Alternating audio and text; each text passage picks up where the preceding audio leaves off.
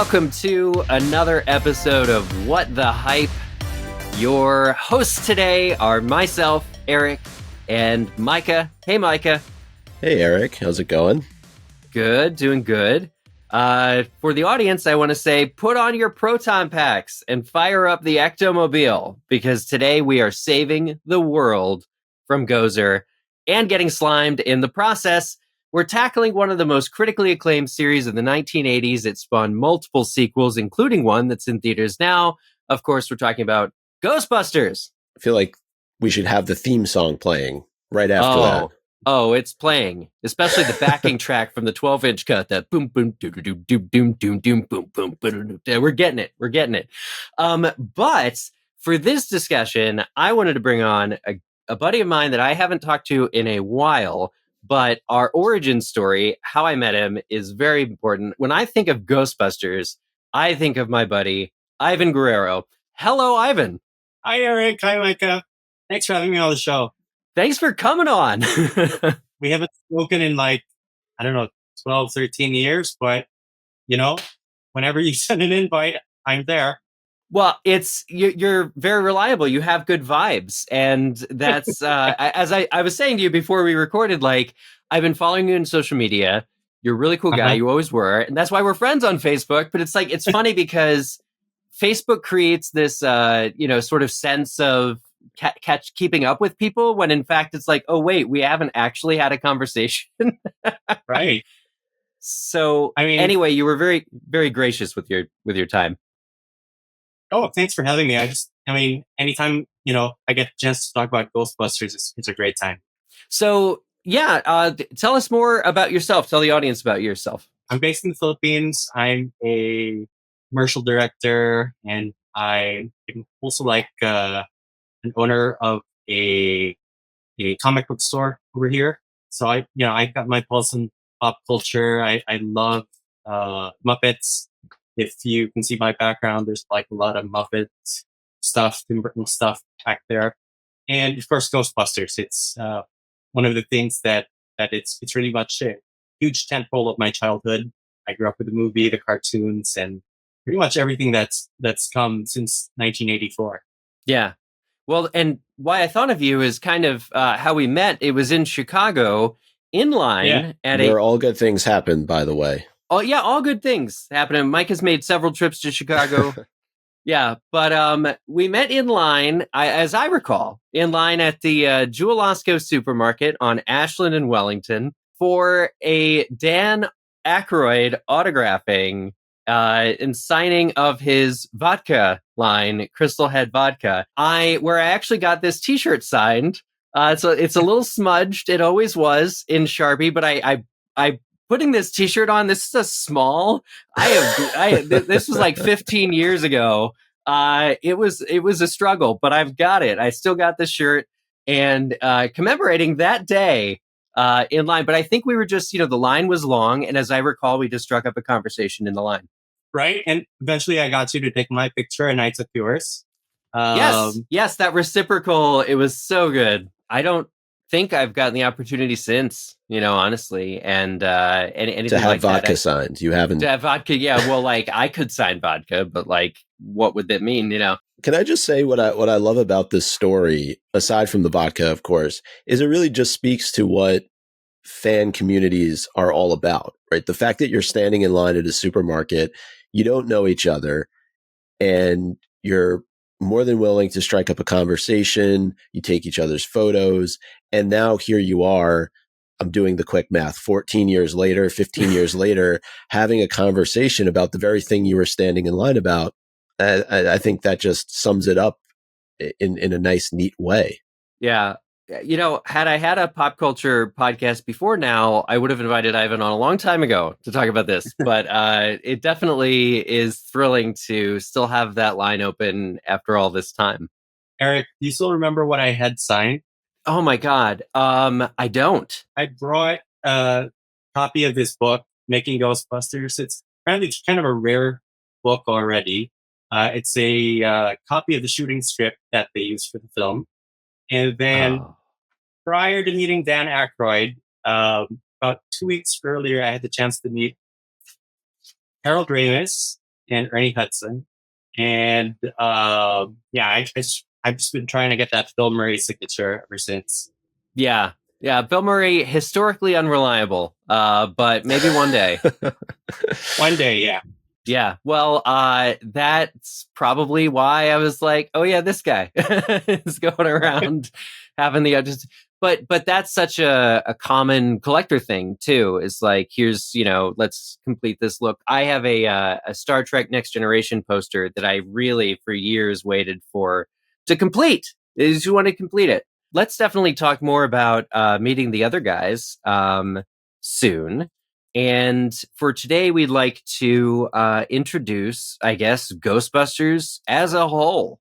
So Ghostbusters is about a team of young scientists who are dismissed by their colleagues in academia while they're trying to investigate paranormal activity occurring in New York City.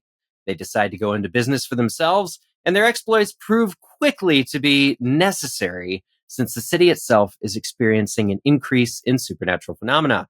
But the downside is that the city could be in grave danger, and only this newly formed team of plucky Ghostbusters can stand in the way of the grand return of ancient spirits, save the town, save the girl, and the world.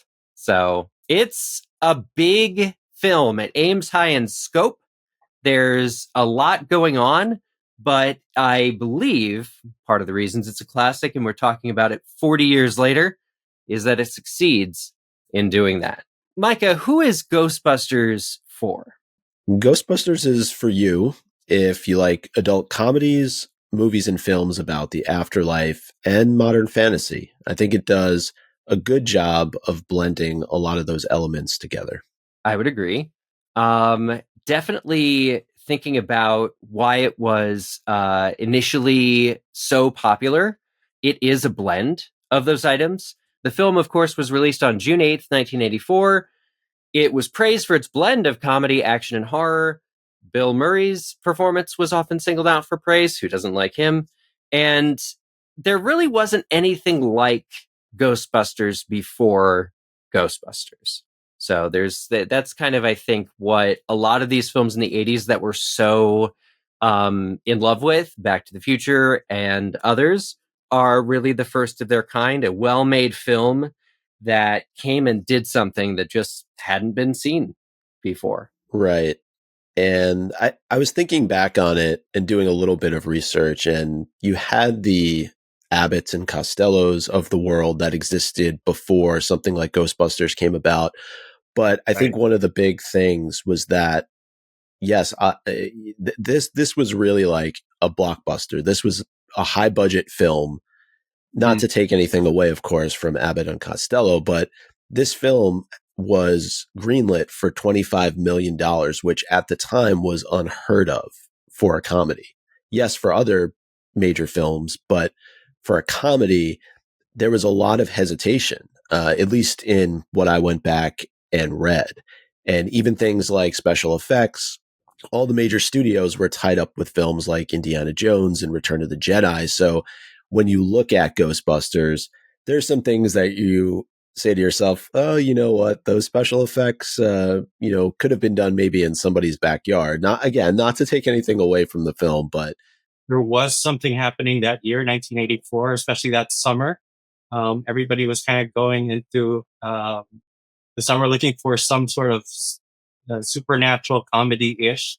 Just to give you a bit more context, Ghostbusters came out on the same day as Gremlins, which is another big, supernatural comedy that has lasted for decades. So there was really something about that year.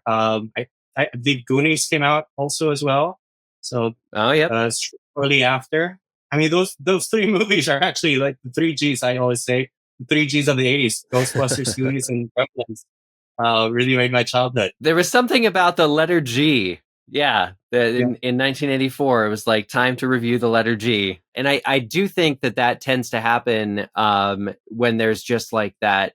It's something in the air for it, like you're saying, for supernatural comedy. But the unique components that make Ghostbusters are pretty much what we're definitely going to be talking about specifically. And like you said, Micah, like on a budget of 25 million. It ended up earning 282 million. It was the second highest grossing film of 1984 in the US and Canada.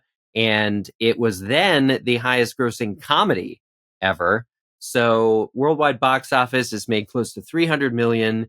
And it has staying power. It's so interesting to me looking back. I watched the film last night to use the word comedy, because I don't know that I found myself laughing as much maybe as I did when I would watch it when I was younger.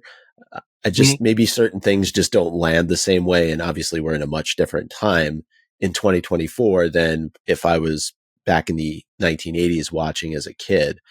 But, certainly we saw predominantly TV actors in Dan Aykroyd and Bill Murray transfer over to the big screen. And this was something also that at the time was relatively a new concept, to bring predominantly TV actors and take them over to being in a blockbuster film like this.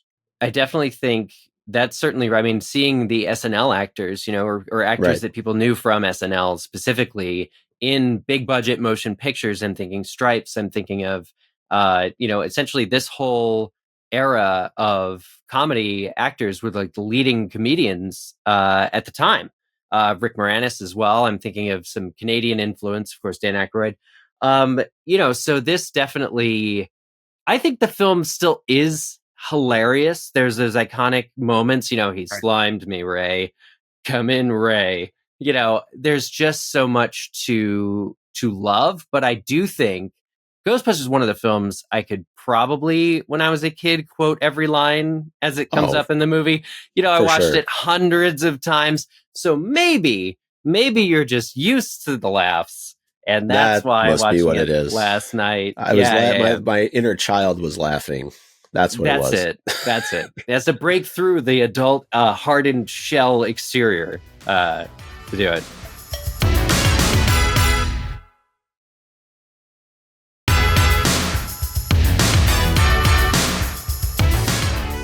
I want to talk about sort of how we each got into Ghostbusters. Do we remember the first time we saw it and what the circumstances were? And I want to get your guys' thoughts too. Ivan, for sure. Why don't you start us off here? I actually started on the cartoon, The Real Ghostbusters. That was my very first introduction to the franchise. It would come on over here in the Philippines every Friday night at like 7 p.m. And that was like my routine. And then when I got a bit older, I think I would say when I was about 5 or 6, that's when I first got the chance to watch the movie. Some bits that were a bit surprising, particularly the language. I remember it was the first time I was the word asshole. I actually asked my folks about it. Like, what does that mean? And they're like, you shouldn't use that word. It's such a parental response. So, yeah, I mean, ever since then, I would say like the Ghostbusters animated series was like a big intro into the franchise, and a lot of other people grew up with it. It was like a routine for me. Like I would, after every episode, I would actually write about the ghosts featured on each episode, and put together like a little Tobin Spirit guide of all the ghosts that wow. It was like a little episode guide. Do you still have that? No, I don't, unfortunately. But I used to compile all the episodes in that. That is such a super fan thing to do. Like it just speaks to, I mean, you're engaging with the source material in a way that is really thorough and unique, but also how cool of a reference would that have been to sort of write that up, and just the practice of doing it. Yeah, it was like a pre-internet Wikipedia. Yeah, that's so cool. That's so cool. And yeah, like the animated series, The Real Ghostbusters, that according to my notes, came out in 1986 and ran for 5 years. So it was prominent. There were over 150 episodes of that show. I do remember catching it a couple of episodes probably on TV as a kid, but definitely not on a regular basis. I love the idea that as a kid it was like your regular Friday night excursion. That's really cool. Micah, how did you get started on Ghostbusters? Much the same way, actually. I think it was part of my Saturday morning routine, and just part of that larger animated series marathon that you would watch. And I think as a kid, it becomes part of your formative years, and that's what I can at least remember. I'm assuming that at 2 years old, I did not go see Ghostbusters in the movie theater. So I think much like Ivan, my entry point was the animated series. And Right. that as a kid drew me in. And then, of course, I'm sure I went back. Can't remember at exactly what age to watch the first Ghostbusters. And then, of course, probably went to see the second in theater. So it's just something that is very kind of memorable from my childhood. It stands out really amongst all the other series. Yeah. It's funny because I'm somewhere in the middle of the age range here, but I think my first intro was the movie, and it's because my dad had a large collection of bootleg movies on Betamax that he'd tape off of pay-per-view. Classic 1980s, 1990s dad stuff. But I distinctly remember spending a lot of time in our basement at home with the big TV, watching specifically Ghostbusters on Betamax. And what my dad loved about Betamax was that you could fit 3 movies in the EP format on each tape. So you save money by getting the tape. And so when I would start Ghostbusters, of course, you have to rewind. This is like going to sound totally unfamiliar to some people listening to this, but you had to rewind. And I'll never forget, like, I guess the ending of a Weird Al show was taped like prior to the Ghostbusters, because it always runs into his song "This Is the Life" runs into the Columbia Pictures like sheer silence of the start, the tense start of Ghostbusters movie. But I must have watched that tape 100 times. Testament to Betamax that it still held up. But that was certainly a film that was way too old for me to be watching at the time. A lot of it went over my head, but I do want to say, obviously, the comedy was there and the enjoyability was there. The chemistry of the characters, I think, which is probably done more and done better in the animated series, is what makes the movie, I think, so enjoyable. Yeah, and it's funny to think about too, if most young kids at that time were likely introduced via the animated series to go to the films. I mean, you mentioned this. There's some colorful language that's used. There's some adult themes that are in there, but I also wonder if a lot of that maybe as a child just kind of goes by your head a little bit. You're not necessarily focused on maybe some of the things you would notice if you were watching, let's say, last night, as opposed to, the mid to late 80s. Definitely rewatching a movie as an adult is a completely different experience from watching it when I was 4, or 5 or 6. The sexual innuendo, Keymaster and the Gatekeeper, and the whole parable of it being like a story about people going into business for themselves. That hits Yeah. differently. I get to relate to a lot more now in my 40s. Well, and how like interesting is it that the bad guy is like from the EPA, the Environmental Protection Agency? Like they're the good guys. We actually have a climate emergency, in this. And if only there were more Walter Pecks in this world. We, back in the 80s when they were being lampooned by Dan Aykroyd, like we would have, I don't know, could have been a better planet. It's funny watching any movie that has like a comic villain. But then like as you grow, kind of realizing, wait, the villain has a point. They're releasing all the, potentially releasing all of these toxic, hazardous things into the city. But anyway, you root for the underdog all the same. I think.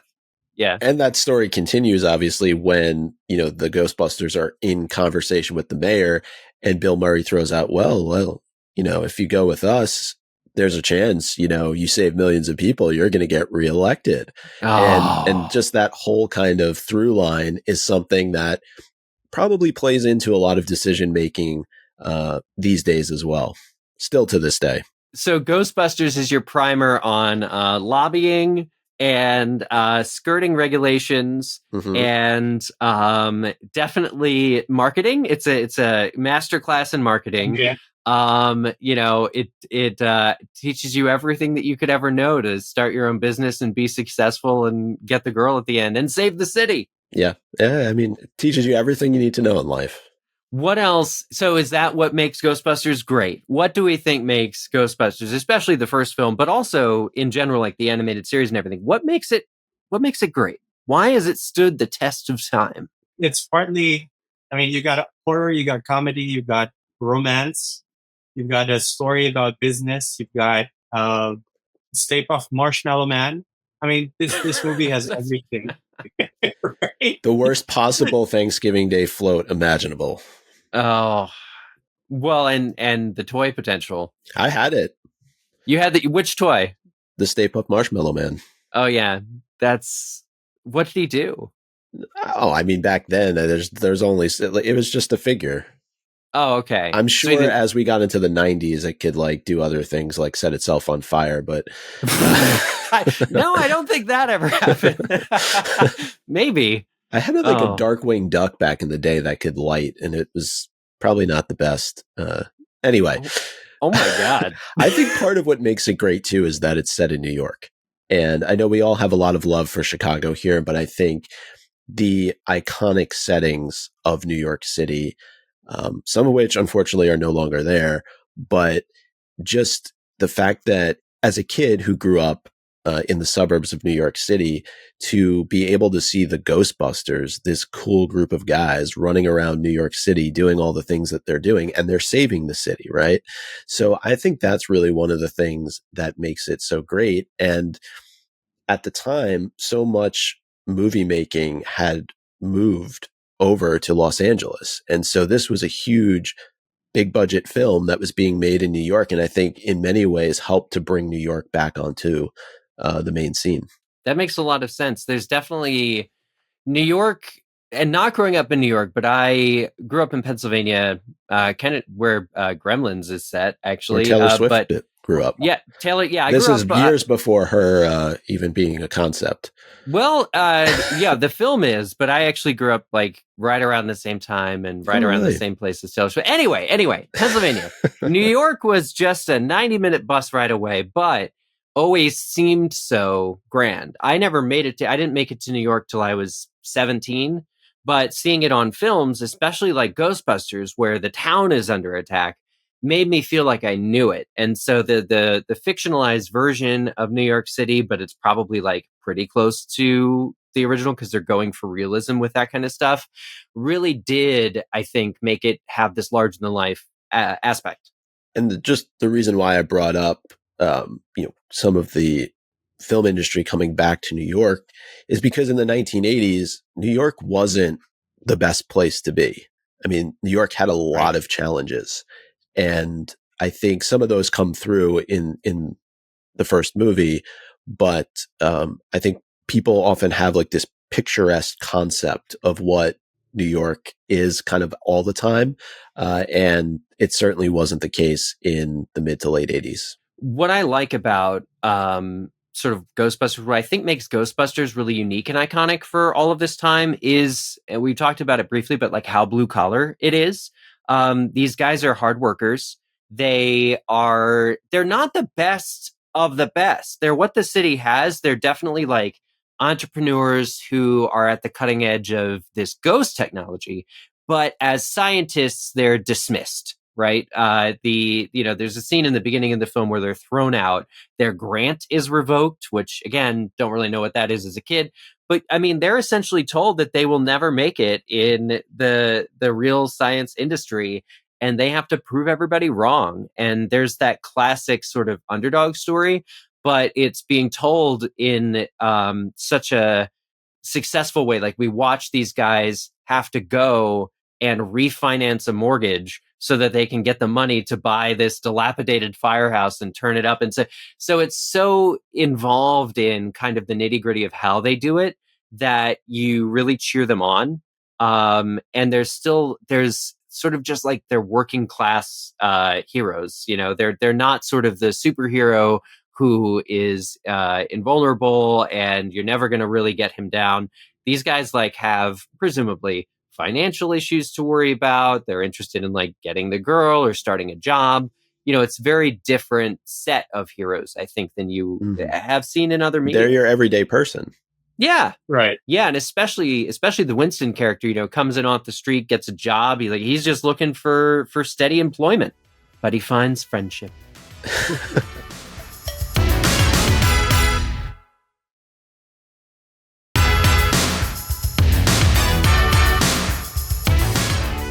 We'll be talking in part 2 of this discussion about the first movie as a whole in particular. But one question I want to ask you before we get over to part 2 is, what's one thing we would say for those who haven't seen Ghostbusters yet? What is something we would say that would get them to watch it? It's the quintessential 80s movie for me. If you're talking about the 80s decade in film, I would say Ghostbusters pretty much, for me, sums up the decade. You have a lot of that grit and realism in film, counterbalanced with a lot of supernatural, paranormal, special effects, heavy scenes, and that for me, that's what 80s movies were like, you know, in a nutshell. Ghostbusters has all of it, you know, in the span of 2 hours. You go through all the beats of the film, and it's like an education of the 80s, pretty much for me. Yeah, it's hard to top that, because I think Ivan summed it up so well. The one thing I would say is, if you are going to get into Ghostbusters, I do feel like you should start at the beginning. We live in an age where all these movies are so much more accessible. Like, I was just looking, where can I watch Ghostbusters last night? Oh, I can go onto Apple TV and boom, it's right there. I really do think that people often do themselves a disservice by not starting at the beginning. And that would be the one recommendation I would make. Cool. Yeah. For me, I would say I still have never seen ghosts depicted in quite the way that they are in Ghostbusters in general. And it definitely sparked something in my brain about just the endless possibilities of the afterlife as a subject. The original film still has a ton of charm, and we'll be talking about that in part 2, but really watch it for the characters and the story. That's probably what it's going to end up being my thing as we go on to future properties too. Well, what would you get to say is people watch? Oh, watch it for how good it is. Yeah. How about that? I also feel like there's so many people that are in love with Bill Murray that you can go back and watch where he really first came on to the major screen. Yeah, there was Caddyshack, but like this was one of his best performances, one of his earliest performances, obviously. But I think that's another reason for people to go check out this film. Right. Check out Bill Murray, the world's least likely scientist, playing a scientist. Well, that's also what I love about his character, and I'm sure we're going to talk more about this, but like he's so unapologetic. Yeah. And he doesn't care. And I think that's what makes it so great. Like, he's just along for the ride. He clearly has a really close friendship with all of these fellow Ghostbusters, and we see that shine through. But all the other things that he gets kind of caught up in, he's just like your everyday person enjoying the experience of being a part of something with his friends, at least initially with the other two. And then, of course, Winston comes along later. Yeah. They work very well together, and they each bring something different to the group, which I think is very apparent. Maybe I'm just basing this on like the ovations I see Bill Murray get at New York Knicks games or other sporting events that he's at. But I feel like he's like, in many ways, like this beloved national treasure. So that's what I'm maybe drawing on a little bit. Where would you rank it among Bill Murray movies? Would you say it's his best? For me, I think it was the first time that I actually saw him. I'm sure there's other movies that he's done that maybe other elements of his acting ability shine through. Mhm. But this is definitely up there for me. Yeah, I was going to say it's not the only Bill Murray movie with ghosts. Scrooged is a classic that people tend to That's go a back really to. good. Yeah, that's a really good call. I will always prefer, on the subject of Bill Murray, Groundhog Day. For me, again, just very. It feels like that film also, in many ways, showcases talents the way that Ghostbusters does as well. Is like you have a star that's being asked to be themselves, and how the world around bends to accommodate. Those types of movies that you see a lot of in the 80s too, especially and early 90s. Those said actors shine in them. So I agree with that. With that said, we will be recording part 2 of What the Hype on Ghostbusters, and tune in next time for that. And don't forget, we are a new show, right, Eric? Oh, yes, of course. We are a new show. Time for the plugs. We need your support. Please follow us, What the Hype podcast, in your podcast app and leave us a review. It's going to help us make the show a success. Follow us on social media. We are on TikTok, YouTube, Instagram as What the Hype Podcast. Our website is whatthehypepodcast.com. On X, whatever that is, we are What the Hype Show. And on Twitch, we are What the Hype Pod. If you want to email us about anything, you can do that at whatthehypepodcast@gmail.com. Also, please tell a friend. And Ivan, where can people find your work online? Well, you can follow me on YouTube. Who is Ivan? And then I'm also very active in the Lego community. You can follow me on Instagram at BulldoozerBricks. Awesome. And we'll have the links to those channels on the show notes. Tune in next time and get hyped.